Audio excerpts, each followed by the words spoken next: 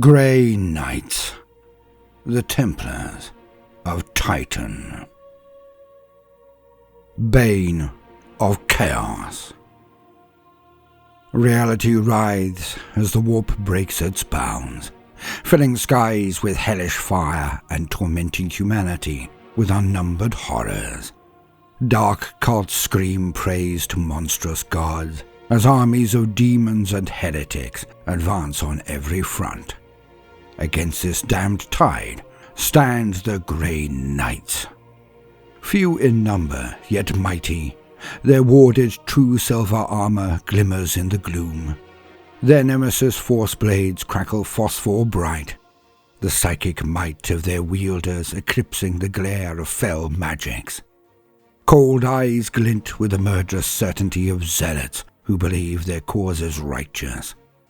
They are the Emperor's gift to humanity, the knights who do endless battle with the denizens of the warp, and there is no price they will not pay, or deed they will shy from, to claim victory. Exploding from mass teleportation flares or storms of arcing energy, the Grey Knights strike at ritual sites and burgeoning empiric rifts across the galaxy.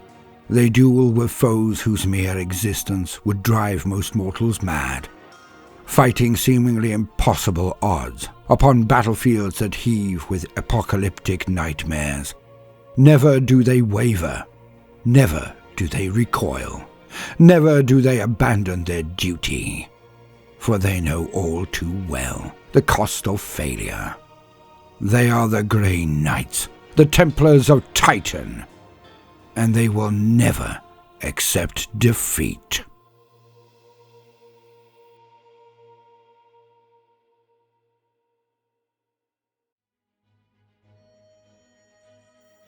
The 666th chapter.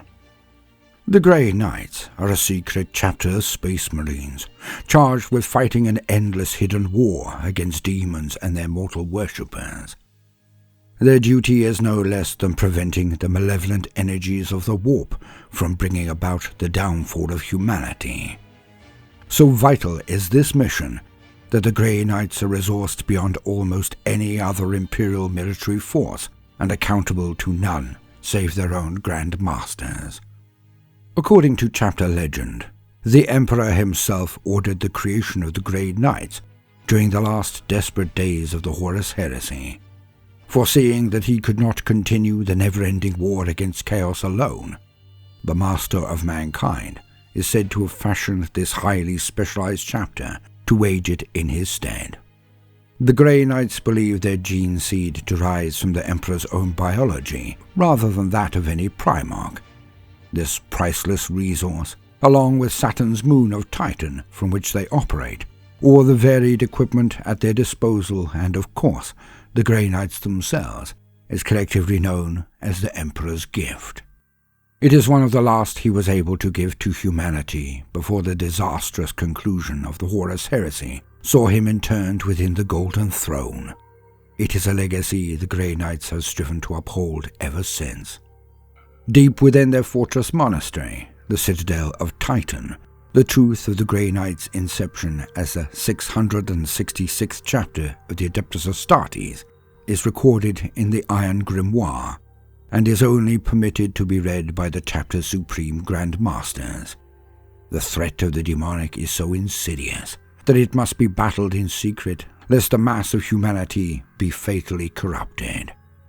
So it is that, even as the Grey Knights have fought some of the most vital and spectacular battles of the last 10 millennia, their triumphs have gone unremarked and unrecorded, save within their own fathomless archives. Any sanctioned records that are made of their actions are ruthlessly purged, along with the luckless documentarians themselves. Other Imperial forces, unfortunate enough to fight alongside the Grey Knights, are mercilessly liquidated or mind-scrubbed in the wake of victory. Only the shadowy agents of the Inquisition are permitted to know of the Grey Knights, and with their aid, the secret of these elite Templars is brutally kept. To wage a secret war. All traces of the Grey Knights' efforts may have been kept from humanity's historical records, but their true impact on mankind's survival has been profound. They annihilated the corrupted Astral Blades chapter before they could complete their fall into heresy. They were pivotal in banishing the demon Primarch Angron during the First Armageddon War. They purged the demon-haunted craft world of Malantai before it could stray into Imperial space. It was the Grey Knights, too, who ended the plague of madness on doomed Decimalis and ensured the sealing of their damnation cache on Pandarax. These and countless other victories have been the Grey Knights over the centuries. Every triumph has prevented the damnation of trillions, even if they often come at the cost of millions of innocent lives. To fight such battles requires warriors and war gear that cause even the conventional Adeptus Astartes to pale in comparison. So punishing is the selection process to become a Grey Knight that only a vanishingly small percentage of aspirants succeed. Yet every last warrior who does endure to take up the knightly mantle is a psychically empowered demon-hunting champion with an incorruptible soul and the fortitude to wield an incredible arsenal of technological and sorcerous weapons. These are war savants with such control of the warp that they can even use its energies to execute swift strategic maneuvers, opening momentary gateways to perform rapid redeployments and bring their full might to bear wherever on the battlefield it is needed most. It is with killers of this caliber that the war against the dark gods of chaos is waged, each costly victory helping to ensure that the inevitable damnation of humanity is staved off for another day. The cusp of midnight. The manifestation of the Great Rift has ushered in a new age of nightmares for humanity. Warp storms rage across swathes of the galaxy. Infernal entities and their real space servants assail the worlds of the Imperium, their numbers legion. The Grey Knights are spread painfully thin across an ever-increasing number of crisis zones. Such desperate times give rise to dark and desperate measures. Even at full strength, the Grey Knights have always possessed a relatively small number of warriors, when set against the colossal scale of the reality-spanning war they must fight. Since the appearance of the Great Rift, those numbers have only grown smaller and their dispersal more sparse.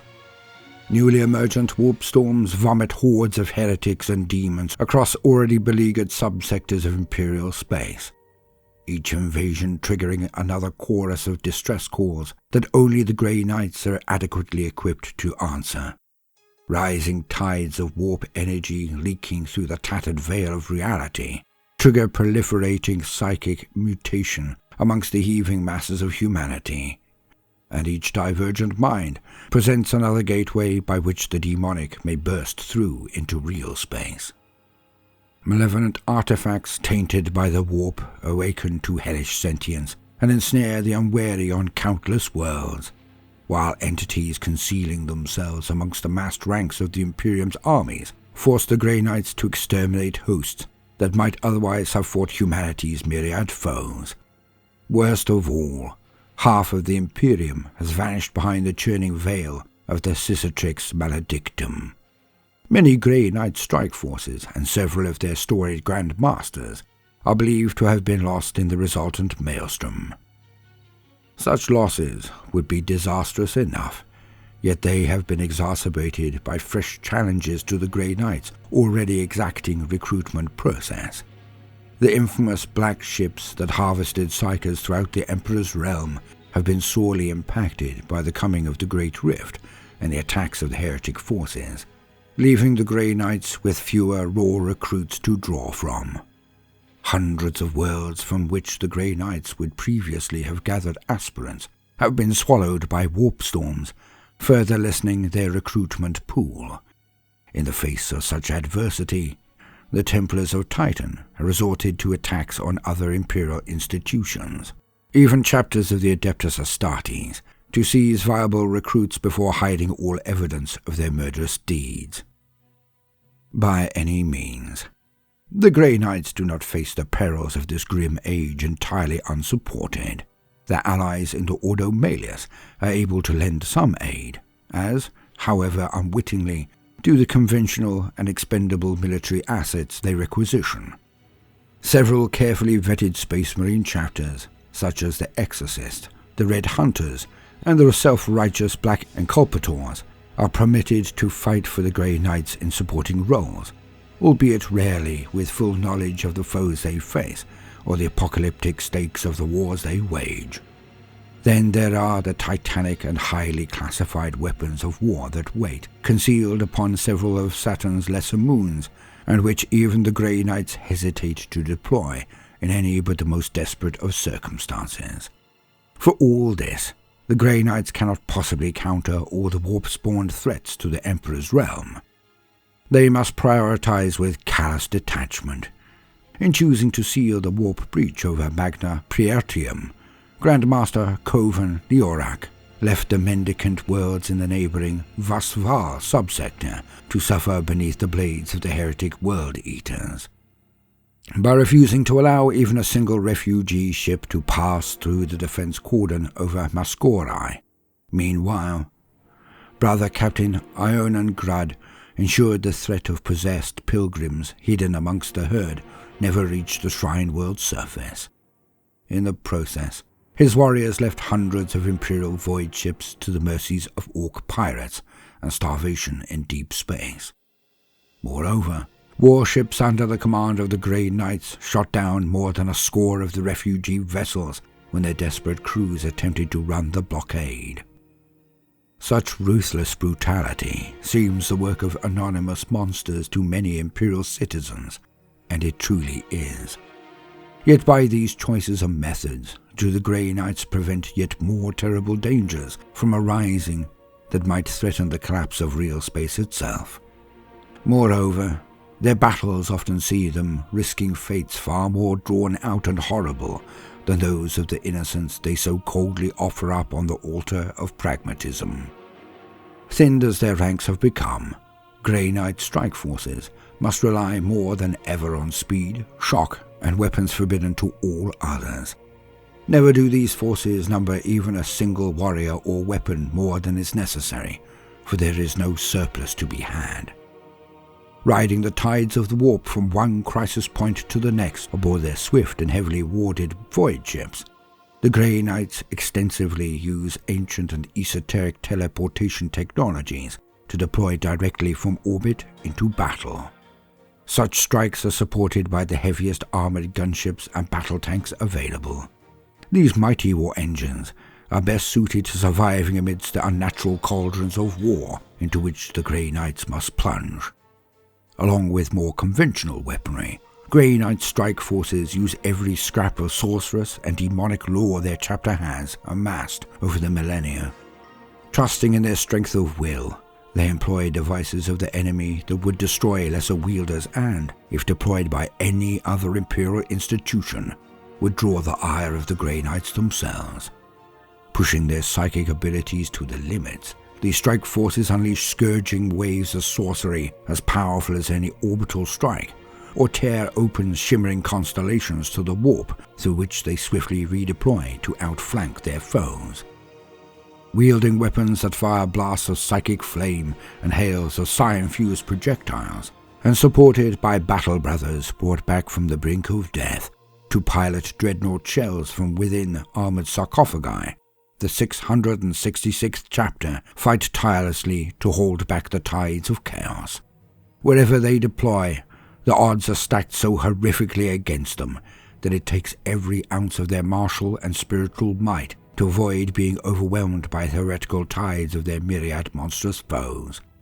Yet still, the warrior brothers of Titan fight on. The Terminus Decree. Held in a simple wooden box that only the Supreme Grand Master may open, the Terminus Decree details the Emperor's final command to the Grey Knights chapter. The Master of Mankind can never be allowed to leave the Golden Throne, either returning to life, reborn in another's body, or ascend as some kind of warp entity. And if he does, the Grey Knights must return him to his terrible duty. Indeed, they were created with the possibility of this event in mind. a task beyond the abilities of any other force in the Imperium. The decree offers no guidance on how such feats might be achieved, for it is neither a weapon nor a magical formula. Rather, the Grey Knights would themselves be the weapon on such a desperate day, one that would likely have to cut a path through the ranks of the Custodian Guard and many others to see its duty done. Slayers of Demons. Chapter Organization. Most Space Marine chapters are organized according to Robute Guilliman's Codex Astartes, but this is not so for the Grey Knights. Founded around 8 self-contained brotherhoods, supported by powerful and highly specialized officers and war engines, they operate according to their own doctrines. The Grey Knights comprises, at full strength, approximately 1,000 battle brothers, supported by specialist personnel, officers, and a host of carefully conditioned thralls and servitors. The main body of the Grey Knights is broken into 8 brotherhoods, each a self-contained army whose strength is supplemented by such organizations as the Armory and Librarius, and each led by Grand Master and his attendant brother captain. The Grand Masters form a chapter council under their elected Supreme Grand Master, who combine their wisdom to guide the chapter's course. However, with entire brotherhoods and their Grand Masters believed lost amidst the warp storms of the Great Rift, the chapter's true strength in the era Indomitus appears considerably lessened, and its cohesion is strained to breaking point. The path to knighthood. Recruitment of potential aspirants is overseen by the Company of Gatherers, who set out from the chapter's Chamber of Trials to search from one end of the Imperium to the other. No source of recruits is off-limits to them. Gatherers have drawn potential Grey Knights from amongst the inmates of the sinister Black Ships, from untithed populations beyond current Imperial rule, from barbarous worlds considered off-limits to all Imperial citizens, and even from the recruiting pools of other Space Marine chapters, often without their permission. The only criteria they adhere to are that all recruits must possess latent or manifesting psychic power, alongside youth and fortitude, both physical and mental.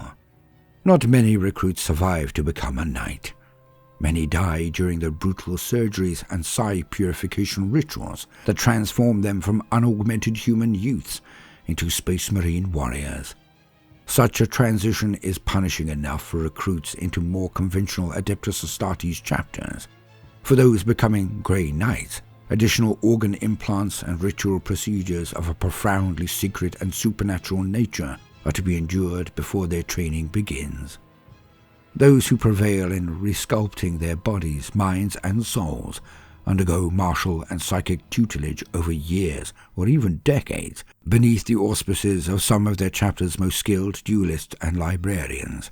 They are put through otherworldly challenges such as the pilgrimage across the haunted plains of Xanadu Regio, and trek through the pitch-black glyph-stalked caverns of Magnesa Macula, the ascent of the Howling Stair and the ritual of detestation.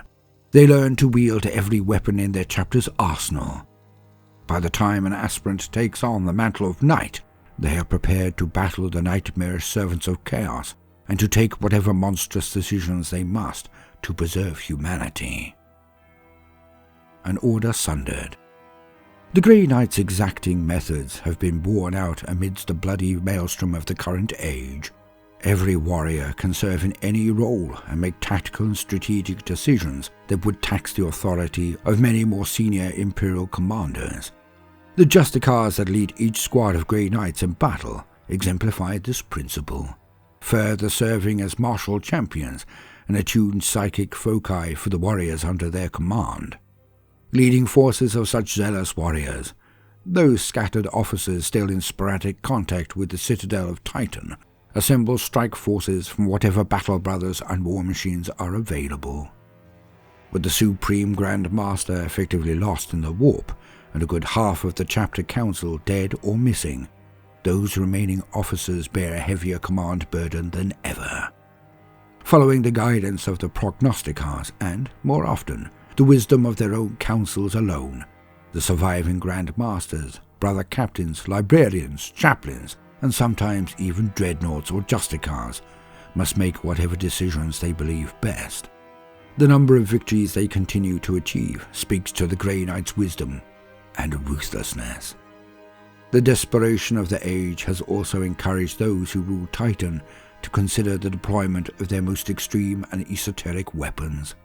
One such tool is the absolute annihilation resulting from the planetary exterminatus, typically unleashed via cyclonic torpedo barrages from orbit if a world is considered beyond redemption. Yet the depths of the citadel of Titan, not to mention Saturn's often mystery-shrouded moons, host stranger assets still, be they ancient Psi-Titans preserved from Imperial prehistory, psychic blanks with insidious powers, or even warriors possessed by caged warp entities and bound to the task of vengeance. In this age, such weapons of last resort must see their use in battle. Kaldor Drago. Though Kaldor Drago is a supreme Grand Master of the Grey Knights, he has been in no position to truly lead his chapter for many years. Having earned the eternal hatred of the demon Makar by banishing the entity back to the warp, Drago was drawn into a trap and cursed by the creature when it next manifested in real space. Though he once again succeeded in banishing the demon's corporeal form, Drago was also dragged into the warp and bound within its currents. The raging energies of the realm would have torn apart any other mortal being, but Drago endured. He survived through incomparable strength of will and purity of spirit, roaming the endless, ever-shifting hellscapes of the warp and battling endless legions of demons. In recent times, he has escaped his bonds, however briefly, to aid his chapter during their most crucial battles, summoning rituals and strange conjunctions that have allowed Drago temporary freedom, though he is continually dragged back to the churning tides of chaos. The Grey Knights have long hoped that his heroic efforts would return him entirely, but hope has become a luxury none can afford in this desperate age. If Kaldor Drago cannot escape his curse soon, then a successor will have to be named, and his mantle taken from him for the greater good of mankind. Hallowed remains. Deep within the citadel of Titan lies a silent chamber guarded by First Brotherhood Terminators that contains the tomb of Malcador the Sigillite. Within are the last ashen remains of one of the Emperor's greatest servants. Fragments of chapter legend hint at the Sigillite's great sacrifices for the Imperium and his hand in the creation of the 666th chapter and the preservation of Titan itself. They also place great store in the sacred properties of the Sigillite's ashes. This belief has gained such weight that, amidst the ominous darkness of the Noctis Eterna, a portion of those ashes was removed from the tomb with great ceremony, mixed with powdered silver and brimstone, and used to mark out an incredibly powerful protective ward around the machineries of the warp nexus. The design remains there still, emitting a strong tang of ozone and a faint lambent glow. Aldrich Valdis, Grand Master of the Third Brotherhood. Grand Master Valdis is the most gifted psyker that his chapter has produced in centuries. Combined with indefatigable will, martial might, and talents as an inspirational leader, it is no surprise that he is a candidate to become the next Supreme Grand Master. As Warden of the Librarius, Valdis is steeped in the darkest of esoteric lore and possesses knowledge and perspective beyond that of even some High Lords of Terror. He is no scrivener or distant high strategist. Hallowed by psychic fire and wielding the nemesis demon hammer, Malleus Argyrum, Grand Master Valdis leads his brotherhoods in battle after battle, with a ruthless and relentless drive that borders on the obsessive. During countless wars, Valdis has fought on demon worlds against tides of unspeakable entities. He has battled infernal servants of every dark god, and shattered marauding warbands of heretic Astartes. The Grand Master of the Third has put deep-rooted heretic cults to the torch, and has even crushed armies of Xenos and loyalist Imperial warriors alike whose unwitting actions risked unleashing the fury of the warp upon real space. It was Valdis who faced the odious Lord of Change, McCachen, on Long Hallowed, after the demon slew Natham, the previous Grand Master of the Third Brotherhood. Valdis was joined in that apocalyptic clash by no less than Kaldor Drago himself, the Supreme Grand Master bursting from the warp to aid in the banishment of McCachen. Drago lingered in real space long enough to bestow upon Valdis the rank of Grand Master before being dragged back into the warp again. Perhaps it is this personal endorsement by the Supreme Grand Master that drives Valdis to strive as tirelessly as he does. Yet some amongst the Third Brotherhood believe instead that their Grand Master has read something during his arcane studies, some dreadful secret that now drives him on with a fervour rarely even seen amongst the Templars of Titan.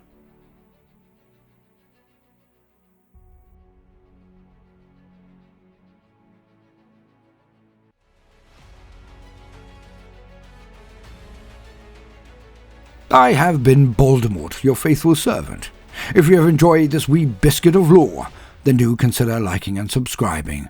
My usual offerings are much more expansive. If you are a regular gentle listener, then consider hitting the links in the description for new pins, channels, and other deals. Now, no matter what you do today, do try to make some time for fun. Toodaloo.